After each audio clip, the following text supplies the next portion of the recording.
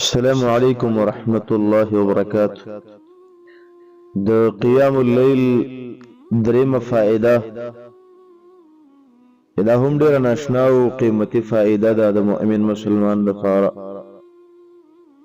هغه دا چې دا بندګي او عبادت سبب دی د الله رب العالمین د رحمت د حاصلولو. کوم انسانان چې د شپې عبادت او بندګي کوي الله رب العالمین ته، دا خلق د الله رب العالمین په رحمت کې دي.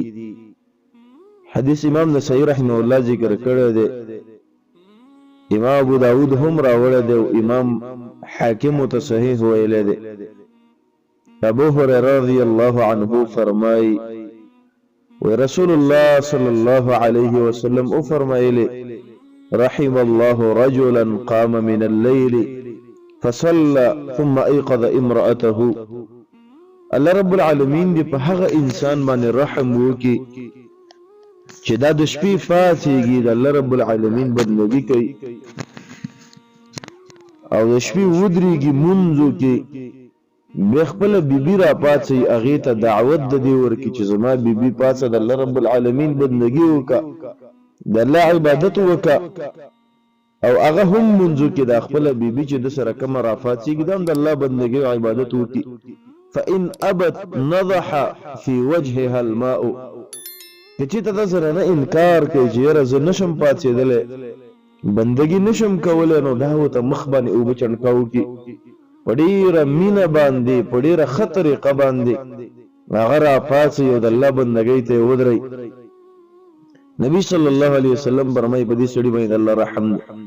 ګوره څومره عجیبه او ناشنا دین دی.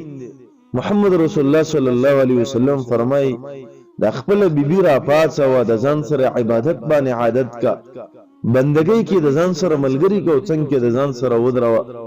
او دا د مؤمن صفتاً د څومره خوند کوي چې ښځه او خاوند ولاړ دي، د الله بندګي کوي، د الله عبادت کوي، رب العالمین ته زارګانې کوي. لیکن موږ او تاسې نن سبا په دې معاشره کې فلم او ډرامې ته ځان سره ښځه کېنوو، ولیکن د الله رب العالمین بندګۍ طرف ته هغې له ترغیب نه ورکوو، او تر دې پورې چې یو زنانه نه را پاڅېږي. محمد رسول الله صلی الله علیه وسلم فرمایي مخ باندې ورته اوبه چڼکه وکړه، په هغې سره به خوب وتښتي او را پاڅېږي.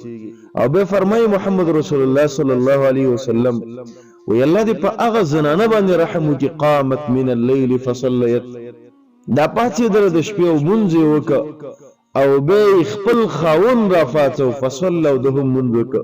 فإن ابا نضحت في وجهه الماء. که چېرته د خاوند انکار کوي زه نه پاڅېږم، دا زنانه ورته مخ باندې اوبه چڼکه وکړي.